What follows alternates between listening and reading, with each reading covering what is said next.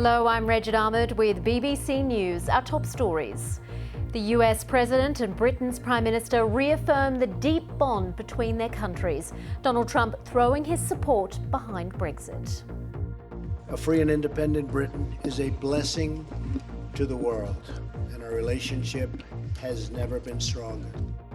The first foreign leader to visit the White House, Theresa May secures key pledges from the president, including his commitment to the NATO alliance. Today, we've reaffirmed our unshakable commitment to this alliance. Mr. President, I think you confirmed that you're 100% behind NATO. Following the warm words, President Trump even takes Mrs. May's hand on a tour of the White House. The president has since pressed on with his agenda, signing an executive order authorising extreme vetting of immigrants to the US. And Rafael Nadal rolls back the years to set up a dream final against Roger Federer in the Australian Open tennis.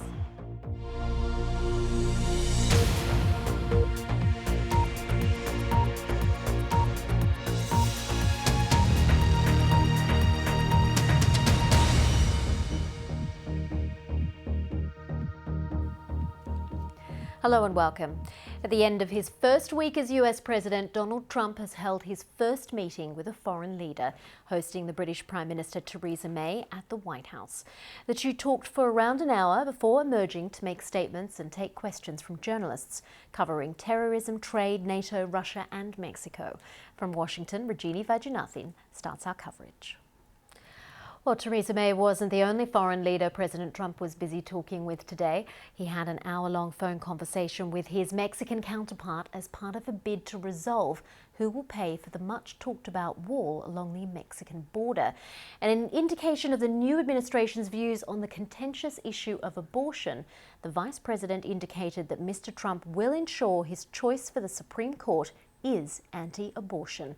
The BBC's North America editor John Sopel reports. And right after that swearing-in, President Trump signed an executive order establishing extreme vetting procedures for refugees entering the United States. He said it was intended to keep Islamic extremists out of the US. Well, the administration hasn't yet released the exact content of that executive order, but our correspondent, Regina Vaginathin, had access to an earlier draft. She's been telling me what it contained. Regina Vaginathin there. Well, as you just heard, Donald Trump is expected to phone Russian President Vladimir Putin on Saturday. The BBC's Steve Rosenberg has taken to the ice for this analysis of the options which lie in that relationship. Well, stay with us on BBC World News. Still to come, we'll go to a Pennsylvania city which has a tradition of welcoming refugees to see what the impact of Donald Trump's latest executive order will be.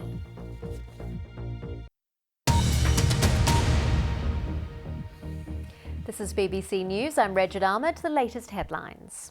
US President Donald Trump and Britain's Prime Minister have pledged allegiance to the two countries' special relationship as Theresa May became the first world leader to visit the White House. The President has signed an executive order authorising extreme vetting of immigrants to the US. Well, this week has seen Donald Trump working his way through many of his campaign promises.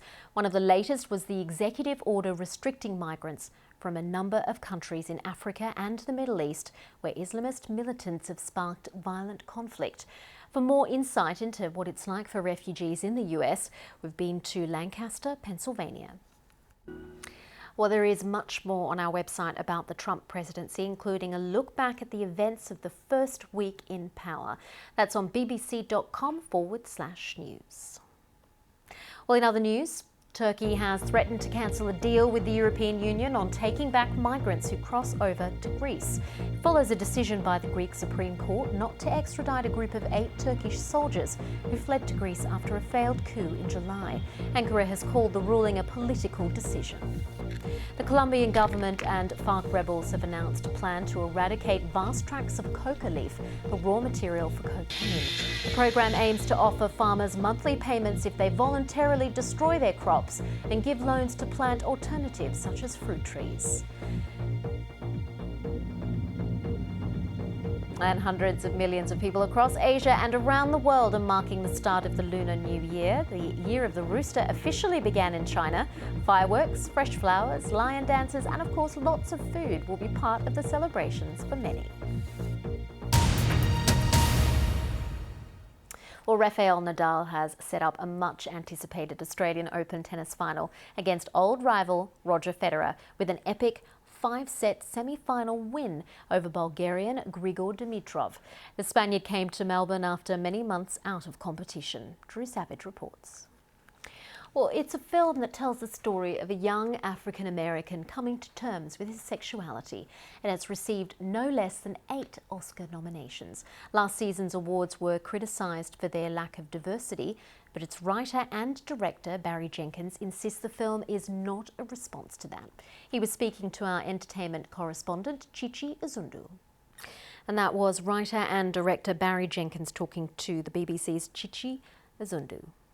Now, before we go, let's just show you how some of the British press is covering Theresa May's visit to the White House.